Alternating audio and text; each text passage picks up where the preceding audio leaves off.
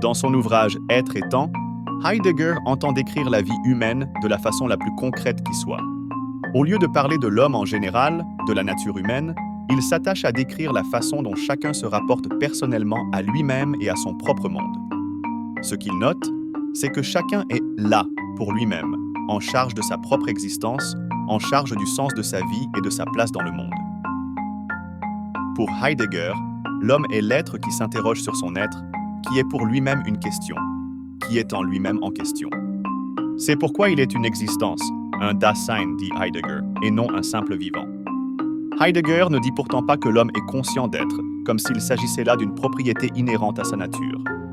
Cette conscience d'être qui s'éveille parfois dans l'effroi du temps qui passe, de l'ennui, de l'angoisse de la mort inéluctable, est moins une qualité donnée qu'une possibilité dont chacun peut se saisir, ou non. Le plus souvent, Heidegger remarque qu'au lieu de prendre la responsabilité de notre propre existence et d'explorer le sens profond de la vie, nous avons tendance à nous réfugier dans la conformité anonyme d'une existence routinière. C'est ce qu'il appelle la dictature du « on ».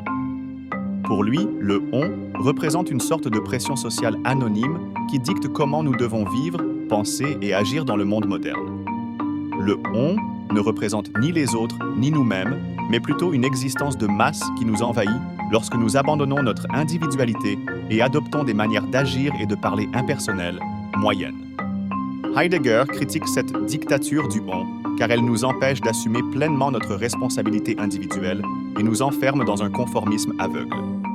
Dans le bavardage, nos paroles sont vides de sens, nous empêchant ainsi d'explorer les questions fondamentales de la vie et nous laissant piéger dans un conformisme superficiel marqué par des clichés et des préjugés. Dans la curiosité, nos intérêts se portent sur des thèmes d'actualité ou des histoires superficielles et médiatiques qui nous détournent des questions essentielles. Heidegger met ainsi en lumière la possibilité où nous sommes de n'être pas nous-mêmes, de fuir notre être propre, de nous décharger faussement du poids de notre existence. Il nous invite plutôt à une prise de conscience de notre propre existence et de notre capacité à faire des choix authentiques, des choix qui nous engagent et qui nous révèlent dans notre singularité.